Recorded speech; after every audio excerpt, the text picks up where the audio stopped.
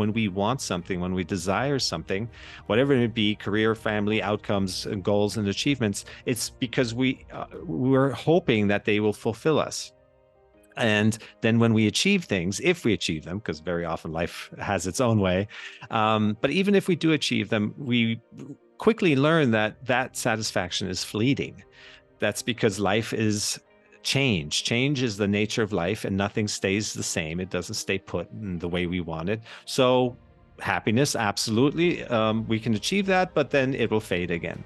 And so slowly, that will turn us to where there is permanent happiness, which is within. The Tom Screen podcast is owned and made possible by Ethical Marketing Service. If your business is struggling with Google or Facebook ads, maybe you're frustrated figuring it out, or there's a performance issue, Ethical Marketing Service has worked on hundreds of accounts and we can help in this area. We offer a 30-day money-back guarantee. If you would like to find out if we can help, it's a free, no salesy consultation call, and the link is in the description. Enjoy the episode.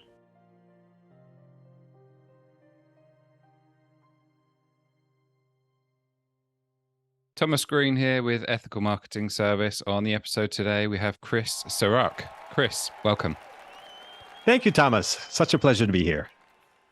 It's a pleasure to have you. Would you like to take a moment and tell the audience a bit about yourself and what you do? Absolutely. So my name is Chris Cirak. My background actually was in corporate and a lot of serial entrepreneurship. I was a user experience designer for 25 years and did a lot of mentoring, taught at UCLA for 10 years. And out of all of this external nurturing, it started to emerge that I needed to do some internal nurturing as well, because the external is always a reflection of who we are inside. So the time came, you can call it midlife crisis, or you can just call it, the time was right. And whenever that time is for any of us. And so I started that journey, and that's where I am now. I teach mindfulness and really integrating stillness and presence into your daily life, as opposed to just meditating in the morning or evening. And I do retreats, and I'm an author, and I speak at conventions and universities and so forth. So that's who I am today. Well, thank you for the introduction. The mindfulness thing I would like to get into, because I've lapsed somewhat, so I need a kind of a persuasive word coming from yourself in terms of that. But you mentioned the internal work, and it's a bit of a theme for me at the moment in terms of asking about limiting beliefs. So would you like to share your approach to overcoming self-limiting beliefs? Absolutely. So every belief is essentially a limiting belief. Everything exists, and then we come along and we attach ourselves to a handful, a couple hundred, however many beliefs. And that reduces the possibility of the vastness of everything down to whatever our beliefs are. And then we try to navigate life through this handful of beliefs. And no wonder we kind of get frustrated and hit a wall often. It's because we're just working with a very limited scope of things. So the true practice to really let go of beliefs and come into the allowing everything is the surrender and seeing things as they are without judging them. So beliefs are essentially judgments.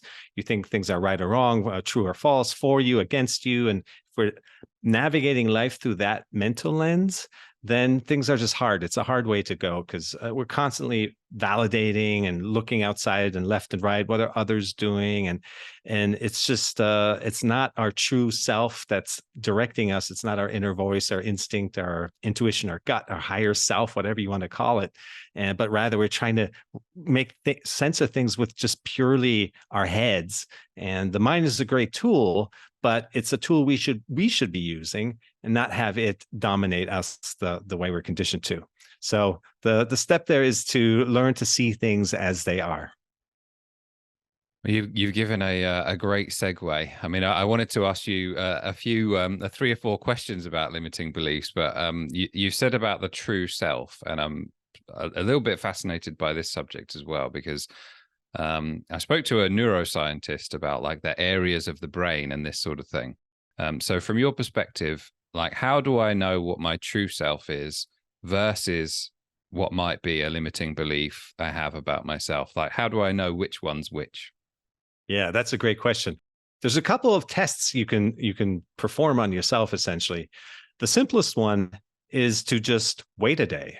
If you think you have an idea, a direction, an insight, and you want to start doing it, and you think this is the way I should go and take my life, the mind, the monkey mind, hence the name, it jumps around. It thinks one thing is true one moment, and then as soon as your energy changes, you could just go take a shower, and by the time you step back out, you may have other things. Oh, maybe it's that thing or another thing, and so that's a sign of just kind of an idea that's in the head, and there's no real substance to it, and those are typically outside voices that we're conditioned and imprinted with. Now, your inner voice, really, there's two indications to it. It doesn't waver. It keeps nagging you. You should be doing this. You should be looking into that and try that, take a class, whatever it may be.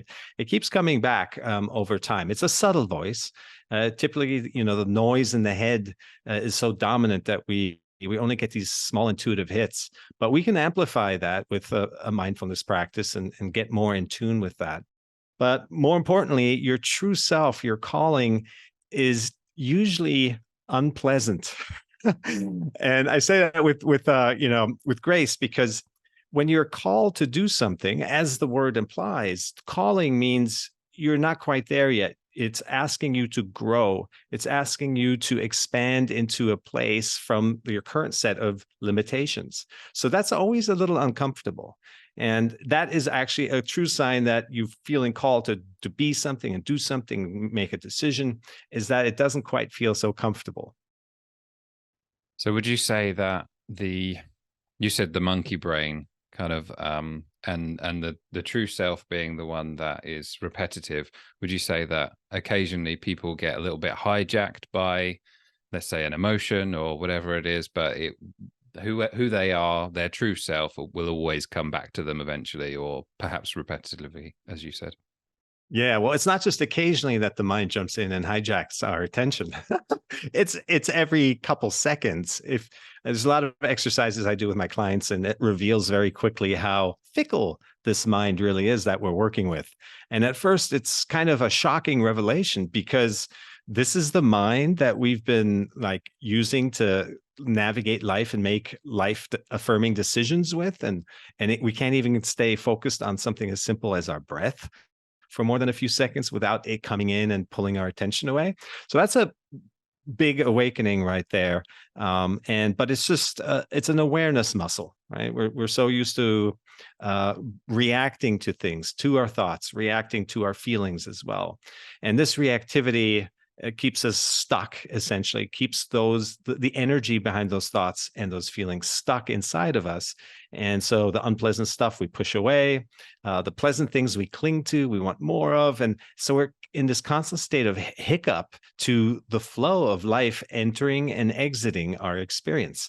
We're not the containers for the observing presence for our thoughts to arise and pass, or our feelings to come and go, but rather we keep attaching ourselves to our thoughts and feelings. And that's a small experience of life. It's very limited, and it's kind of full of anguish and anxiety. It's like a small space. So, I mean, I am totally on the same page in terms of should we say, the example that's not so good, meaning that internal voice that keeps taking you away from things, and instead of being able to focus on what you would like to focus on, like a purposeful thought. But what is an example of what it might look like when you're actually doing it right, the right way? So this is really one of the most mysterious things about the way life works, is that by wanting things, we're reinforcing not having them. And so when we want to be still, if we want to quiet our mind, it reinforces the noise. And to calm our mind, and this is where we started out from, it's actually accepting it as it is, to see the noise and to be okay with it, and that calms it down. So there's this inverse relationship I talk about, Zen Buddhism. There's all these master-student parables where the student is asks the master, where can I find more presence? How do I become more present? And the master says, well, listen for the stream in the distance. And the student listens for it and says, I can't hear anything. And the master says, exactly. So there's lots of things like that. Alan Watts talked about the inverse law or the backwards law. I've had many conversations on my podcast with neuroscientists as well, and how the brain evolved in a time evolutionarily when there was a lot of survivalism and problems to solve, immediate problems that we needed to solve for our survival. And for most of us, fortunately today, we don't have those immediate problems anymore, but the brain wants to keep creating problems because that's what it's designed to do, is solve problems. So it just creates this noise, these fake problems, if you will, today. And so it's really coming out of the mind altogether, returning into the presence of our body, so we can become more like the tree that when stormy winds come, you accept it, you bend to them, you know deep down that the turbulent times strengthen you at some level, your roots, your trunk, and your branches, and that the sun will shine again, and then it's time to open up and blossom. And so learning to flow with the seasons of life, that's really what it is. Mindfulness is all about, and what presence is. And that brings us, takes us out of this constant resistance to things that are happening differently than we want them to. Would you be willing to share perhaps an example of when you've overcome a self-limiting belief using these tactics or strategies? Yeah. So every person is different. So you have to kind of work with what your kind of subset of skills is and limiting beliefs are. So for me, there's been many, just to come from the background that I had and feel called to write a book, which I'd never written before, let alone I was not very learned. I was always a roll up my sleeves and just start doing things kind of guy, and brick on brick. That's how I built my career and my life in the previous chapter. And to suddenly surrender and let go and allow things to be was a huge leap. And I really only stumbled into it because I had taken on so much work that I was at my capacity and nearing panic attacks and anxiety, that it just forced me, my inner being forced me to surrender and told me, just, let go. When you show up to the next meeting, respond to what's there. Don't try to anticipate the future and plan ahead, every move, every possible permutation.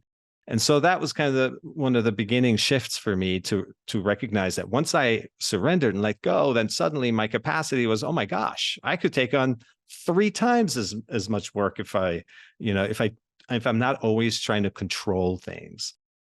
So that can be applied to anything. There's so much of our fear and anxiety comes from trying to control and steer every situation ahead of it happening.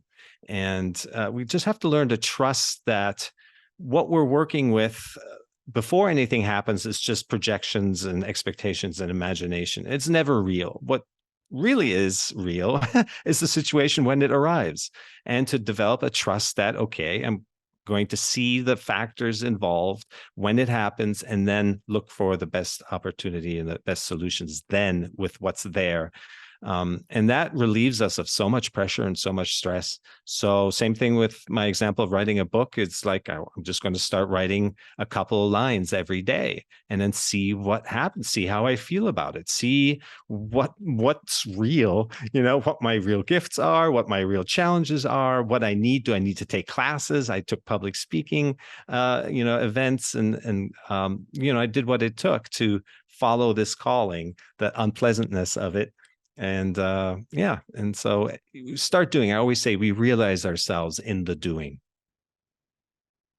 You said something really interesting that I want to follow up on, if I may, which is I can imagine from a well-being perspective, the not planning in advance, attempting to, should we say, answer every question that might be thrown at you, etc.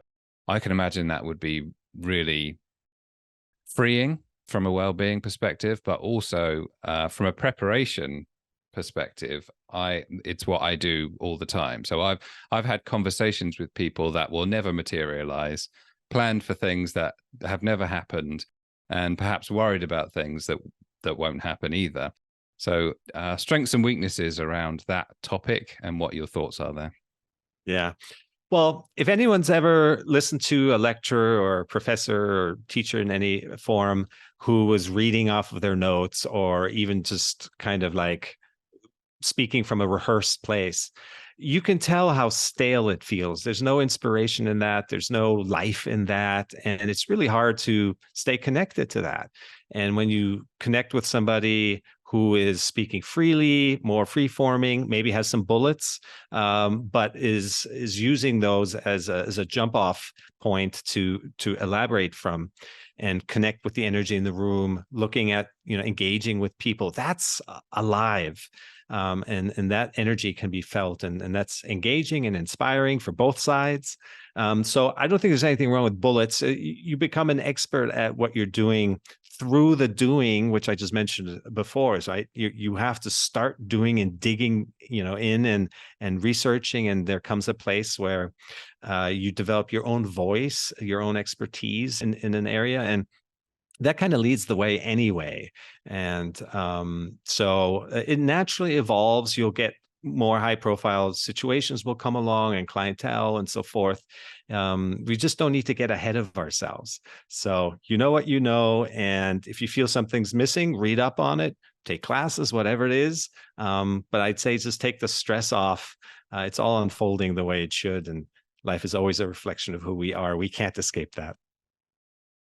And I guess the benefit of not having that stress on you is going to make you perform better anyway, right?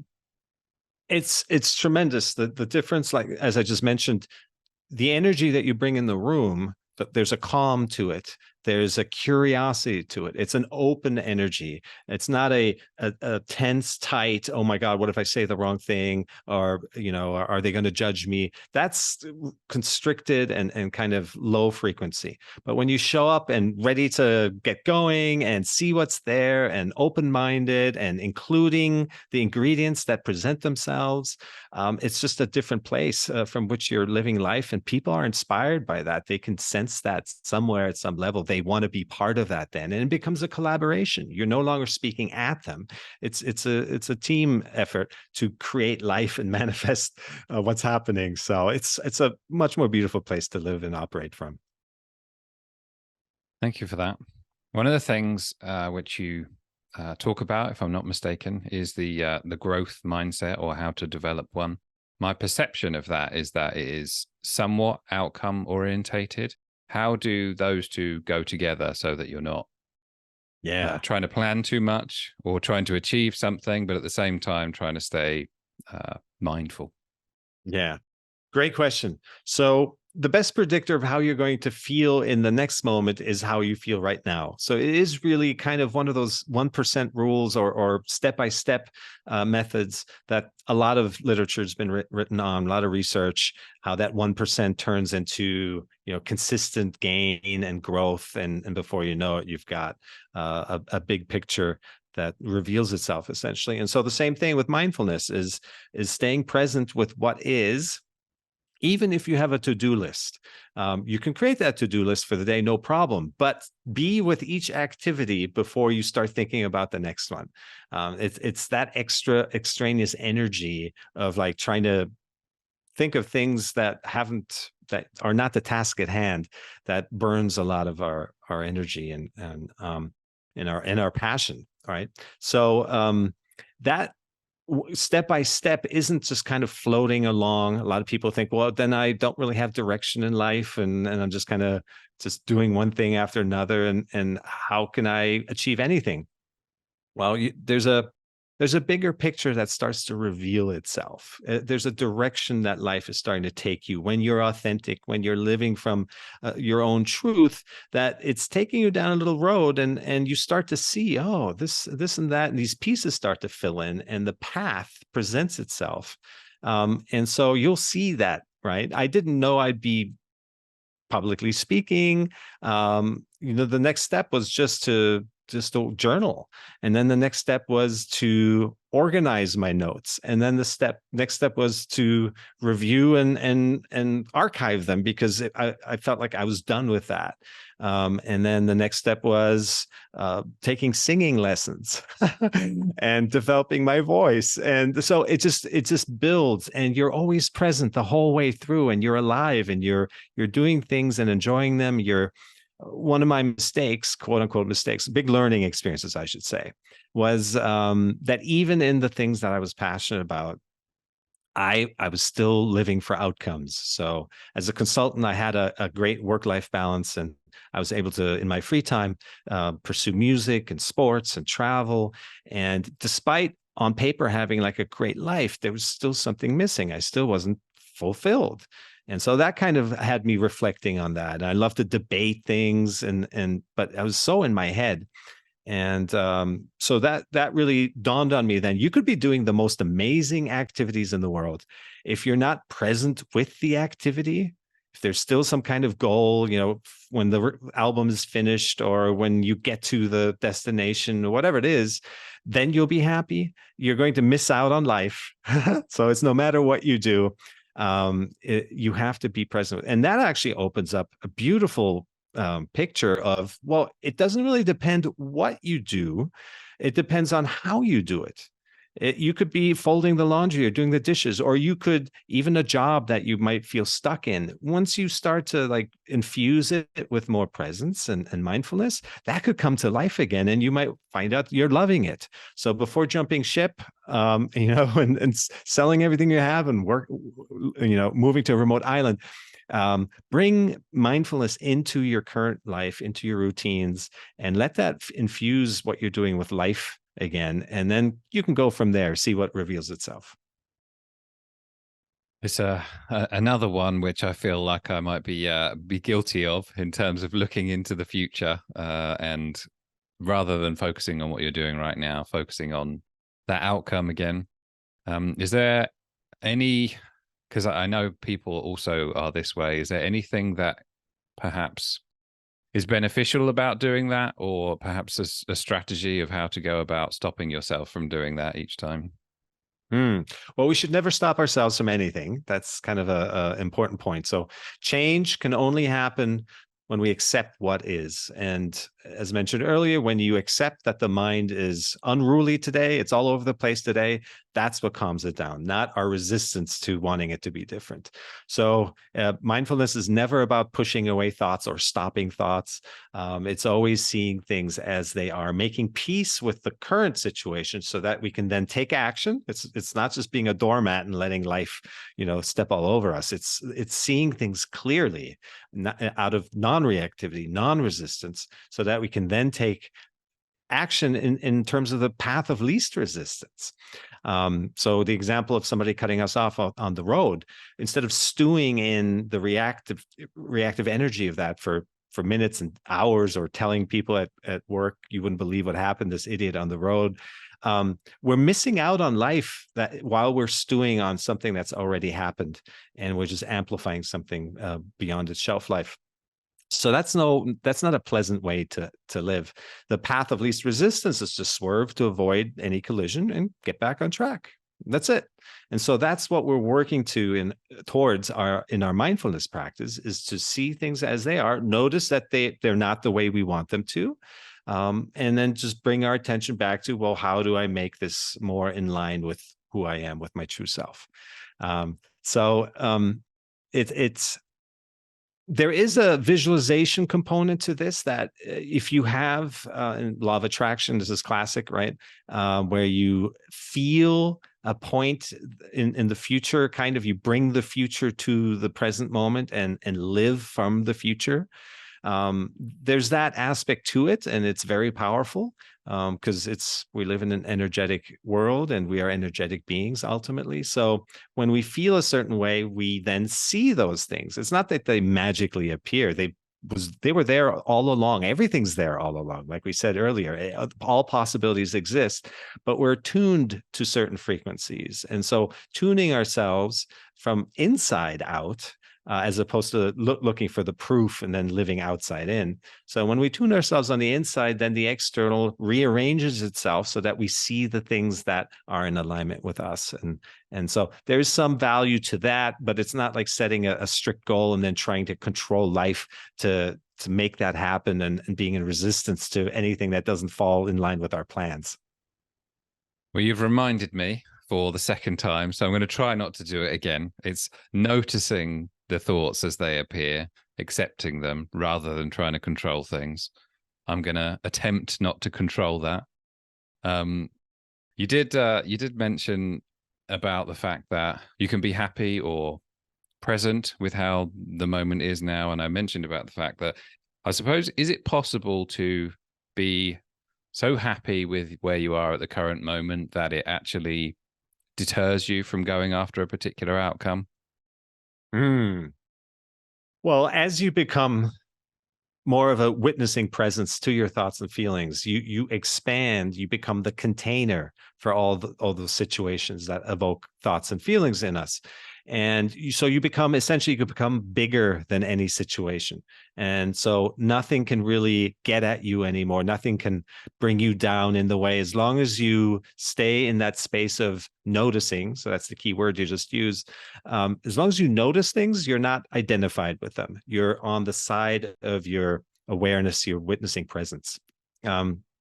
And it's a different spectrum, or different a broader bandwidth from which you live then.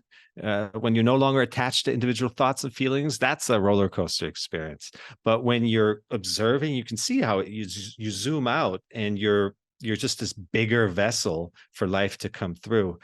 And just being that vessel in and of itself is there's peace, there's calm, there's allowing, there's flowing with the greater current, there's surrender. You don't have to figure it all out before living it. You're just allowing life to unfold. In fact, you become a facilitator of the unfolding. So that's a great place to be in. I don't think you attach yourself to any sense of happiness or bliss there either, because that would be also just kind of like staying stuck again.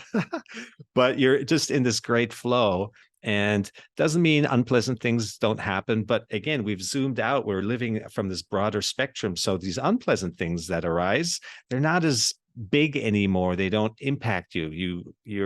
You hold space for them just like anything else.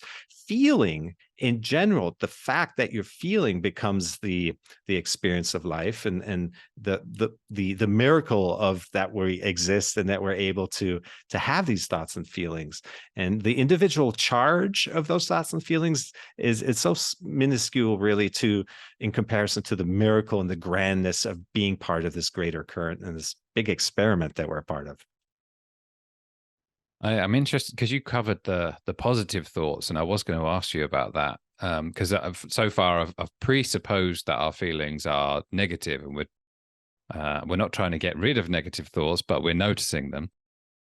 What about the positive things that you experience? Are you practicing being mindful around those, or are you kind of accepting them and feeling those positive things? What's your approach there? Yeah, so we tend to work on the negative stuff first, and for a good reason. It's kind of what bothers us the most. When we start to develop mindfulness, the negative stuff, those stuck feelings, tend to surface first. And then we move on to applying this to positive sensations as well. And that's actually a little trickier, because we like feeling them. And so we want to hold on to them, and we want to recreate that situation. Anyone that's maybe tried meditation will encounter the situation where they experience some bliss. And then the next time they sit down, there's some expectation that has kind of sneaky expectations that has developed, that you want to get back to that place. And that then blocks us from getting back to that place. So yeah, the same thing applies, though. You don't want to hold on to artificially amplify anything either. So it takes a little getting used to, but again, you're already in this mindset of expansion and recognizing and noticing things. And while it's sometimes it can be like, oh my gosh, now I have to let go of this again. It's passing. It can be a little tricky at first. And I remember, to give you an example, I remember my favorite, big music lover, and my favorite songs that had all these great memories attached to them, and from teenage years or first loves or whatever experiences. And I was always sad, like, oh, when I listen to the song and this great emotion comes up and then it starts to fade. I was like, no, I want to revel in it a little longer. And it's okay if that happens, just roll with it. And slowly, gradually, you learn to just allow that too. And the passing of things is important to make room for new life to come along and new experiences. So you stop to just kind of linger on things and really embrace the flow of things. Interesting answer. So to some degree, the positive emotions that you feel may not be as long as when you're practicing in the way that you do. Yeah. The key there is to recognize, and this was a game changer for me in my practice, to recognize that our feelings show up as sensations in our body. And then there's our reaction to our feelings. So those two are different things. They're two components. I used to think that my experience of a particular situation was just like this one big wave. And it took a while for me to recognize, no, there's the feeling that the situation evokes in me, and then my reaction to the feeling. That reaction can be resistance and pushing it down if it's an unpleasant feeling, or clinging and craving when it's a pleasant feeling. And that reaction, I realized, was 95% of my experience. And that's where so much of my energy was going. So this great relief that we feel when we become more mindful and more present, that is embodied by this reactivity that we're no longer just trying to hold on to things or pushing things away. And so it's really it informs itself. We don't have to try. Just kind of, once you have a practice, find something that works for you.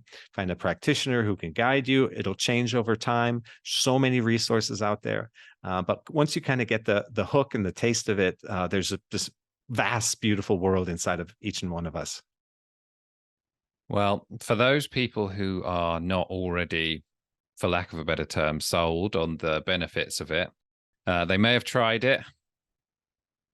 And the benefits are, well, there's positive things which happen when you do it, but perhaps they're no longer doing it. What do you say to those people? Well, it's so much about reminders. There's so much information. There's so much to us, so many different perspectives and angles. And I need to continue evolving and refresh my own connection with self. And it never stops. And so getting used to this constant growth, it takes a while. You kind of initially you long for this past life where, like, oh, I just want things to be calm again. I want things to stand still and be kind of more controlled. And so there can be a tendency to go back to that. But sooner or later, life will come knocking at your door again. It wants you to be whole. Life doesn't want us to stay small and in our limiting beliefs and just kind of experiencing this fear and anxiety and it's trying to predict the future, which never works. It's just not a great way to live. And so sooner or later, even if we fall back, if it happens, it's okay. I did many times. It's the journey is not being on your path. The journey is being off the path. And then overall that becomes the path. So just not being hard on yourself is a big key to this. Take it in stride. And it's really a beautiful mess that we're part of, this up and down and twists and turns of the road. And the more we become at peace with it, the more we just embrace living. Thank you for that. One of the things you talk about, if I'm not mistaken, is your values or your purpose. If someone is lacking that at the moment, what would you say to them? So we talked about purpose earlier, how it reveals itself in these incremental improvements of mindful living. And so we don't have to create this big vision of sitting on our couch and mapping out our future and trying to just think up our most amazing life. The mind cannot imagine our most amazing life. It's just too limited of a tool. It will reveal itself by staying connected little by little through all the moments of every day. We don't have to go out and seek these extreme adventures either. It's in all the little moments that we see a reflection of who we are. Something resonates, something doesn't. And that starts to build the bigger picture. There's a lot of things in, without being a meditator or mindfulness practitioner, that you can, go on nature walks. Nature is incredible. If you have a dog, there's, count your steps or conscious steps and conscious eating, one conscious breath before you have an important work meeting, observing your morning coffee, the temperature, the scent, staying connected to the senses. We can't see something that hasn't yet happened. We can't smell a scent that hasn't come along. We can't hear a sound that's in the future. Our senses connect us to right now. So the more we really stay connected to what our senses are telling us, that is being present. And so there's joy in that. There's fun in that. If you think about it, wow, you get to really experience what happens right now.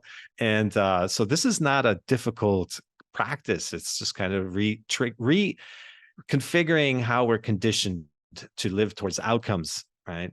And reconfiguring that to really experiencing right now. Would you be willing to perhaps talk to someone who is, or your message towards someone who has got it wrong previously? Well, there's no getting it wrong. So everything points us to a more authentic way of life. In most of those experiences, you can call them wrong, but that's just essentially the mind labeling something. Instead of wrong, just call it learning or a lesson. And there's a lesson in everything. And there's so much hang up about fear of failure. And again, this is the conditioning that we get imprinted with growing up. But everything is a learning experiences. And most of our experiences point to what we don't want, point to what isn't authentic. And that shapes us and points us into the thing that is us. And that is important for us. So it's all valid. There is nothing wrong. Yeah, so that's a framing thing that I've done there. So instead of I've learned from this experience and perhaps I get these feelings and therefore maybe I want to do something different. I don't know whether that's the right language, but yeah, it's just the way you frame it in terms of what I've said there. Yeah. Interesting. This is revealing a lot of things for me, this conversation. Have you got any thoughts on resilience? So once you get into a mindfulness practice, you start to observe and recognize how each thought carries weight. There's a weight to it. Even positive thoughts, there's a weight. You're giving your attention to something that's life force, and we only have so much of it that we're giving towards a thought or an idea. And the more we think in this incessant stream, it's really weighing us down as we come out of our attachment to thoughts. If we no longer believe every thought that comes along, but rather we're the observing presence, we start to lighten up naturally. Our energy, our being is naturally one of ease and light and flow. And it's only these incessant thoughts that we give all of our attention to that weigh us down. So at least that's been my experience and people I work with. Once you come out of this attachment model to thoughts and feelings, that your mood and your beingness and your joy naturally lifts. And I think that is the natural state of life. All we're talking about here is feeling your feelings fully without interrupting that rising and passing with our judging of it, allowing thoughts to come and go without attaching ourselves and keeping them stuck in some way. So we're really just returning ourselves to our natural state, and to be like nature. We are nature, and whatever comes along, we make the best of it, but we experience ourselves as part of the whole. Well, I mean, just speaking from my own experience here, you've definitely sold me on getting back into it. So thank you for that. And I think My next question is about misconceptions. I think we've covered a fair number of them today, but other than the ones we've covered, what would you say the main misconceptions are about the topic that you cover? Well, the most important one, and we did touch on it, but it's worth reiterating, is that mindfulness is not about stopping your thoughts or pushing them away or forcing anything, really. It's really allowing things to be as they are. And from a different perspective, say, acceptance of things as they are, that's the first step to creating change. So it's not, again, not being the doormat, but rather surrendering to things as they are without wanting them to be different is the first and most important step to bringing change to the situation, so that we can make it what we do want it to be, and that resonates with us in our inner blueprint. So it's never about resistance. It's never about controlling. It's, if you feel like it's hard, if mindfulness is it's really hard, difficult, then you're probably approaching it from like this willpower standpoint, or focusing too much on something that you want to have happen, and there's a built-in resistance in that attitude. So it's all about coming out that it just takes a good practitioner or a good book or some videos to kind of get a hang for that you recognize when you're trying too hard and there's resistance, that life is telling you that there must be a better way. Well, you mentioned that you wrote a book previously. Would you be willing to share a little bit about what it's about, and then who can benefit from it, and what it was like to write it? I am willing. So Be You, The Journey of Self-Realization. It's available on Amazon as a self-narrated audiobook and pretty much everywhere else in bookstores. And the impetus was, I remember somebody giving me a copy of The Power of Now, and I read a page and a half and I put it back down, and I just didn't understand a single word. And then 10 years later, I opened it again and everything made sense. But there was always a lingering thought that if the language had just been less woo and less complicated, that I might have gotten it sooner. So I set out with my book to write something that is so free of any dogma, that is so pedestrian, so plain in the use of language, that almost no one is going to feel triggered. It's the most unspiritual spiritual book ever written. And so, wisdom without the woo. And that was my mission there, and making it accessible and easy to read. There's 50 chapters, no more than 3 or 4 pages long each. And so it's, even if it's not for yourself, it's a great gift for people, family members, whoever, who look at you and think you're weird.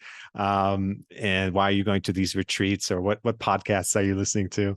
And to have invite them into the fold, and without fearing that they're going to put up a wall of resistance. So that was the intention behind the book. And yeah, and discoverability and just ease. Everything should be easy. Yeah, I certainly think there's a place for mindfulness without the woo woo. So I certainly appreciate that approach. You got a favorite chapter? Ooh, probably, I think it's the second or third last chapter. It's called The Three Roads. And it really summarizes the essence of this design of life that we live in. For a long time, the working title of the book was The Secret Design of Life. And it just really elaborates on how there's the long road. This is a place where we're always in continued resistance to what's happening. It's not a happy place. It's a rough road to travel, and we go down in resistance. But then there's the middle road, where we manifest situations in the external from a place of inner lack. And that's not meant to degrade anything, but when we want something, when we desire something, whatever it be, career, family, outcomes, and goals and achievements, it's because we're hoping that they will fulfill us. And then when we achieve things, if we achieve them, because very often life has its own way, but even if we do achieve them, we quickly learn that satisfaction is fleeting. That's because life is change. Change is the nature of life, and nothing stays the same. It doesn't stay put in the way we want it. So happiness, absolutely, we can achieve that, but then it will fade again. And so slowly that will turn us to where there is permanent happiness, which is within. So this is just how we all learn. Even if you have no inclination to do inner work or to practice mindfulness, the middle road is where most of our experiences happen, where when we make peace with the situation that is different than we expected it to be, because we can never predict all the detail and the variety, then that surrender deepens us. And that's where we let go of these layers of limiting beliefs. And so life has our utmost well-being at heart.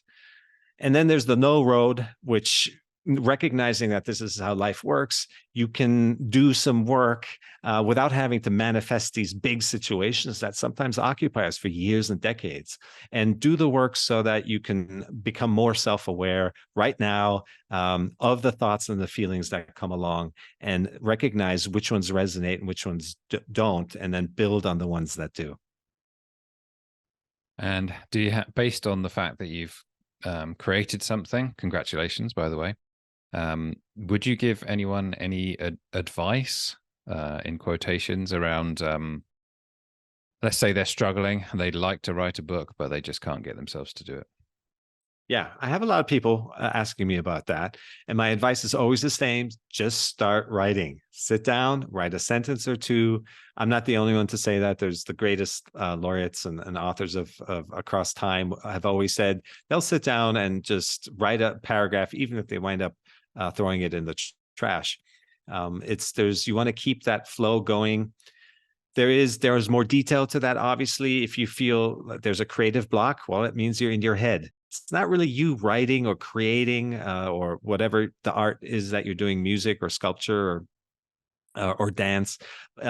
We want to be in the flow. We want to be like athletes when they're in the zone. Then everything works autonomously. We're not even trying, and it just happens. So that's the state from which we create best. And if you find yourself laboring over one sentence, which I did many times, and then I learned, well, that's when I need to put down the pen and go for a walk, take a shower, play with the pets, and whatever it is, connect with nature and change the energy, so it's not me trying so hard. And so there's many tips and tricks like that, but the most important thing is just to start doing. We realize ourselves through the doing. Thank you for that. Is there anything I should have asked you about today? Well, you're such a tremendous listener. It feels like my words are just being sucked into you and through you, and then from there cast out to the world. So you're this incredible listener and amplifier. So I thank you for that. That's a great experience for me, and you can see how inspired I am. Thank you. So just your presence has been an incredible gift. Thank you. Oh, it's my pleasure. If people want to buy the book, where do they go? It's available on Amazon, all the bookstores, as on Audible, as a self-narrated audiobook as well. And you can just find all the information about me on my website, cirak.com. That's CIRAK.com. And everywhere on social media, connect with me at Chris Cirak. Chris, thank you for being a great guest today. Thank you, Thomas.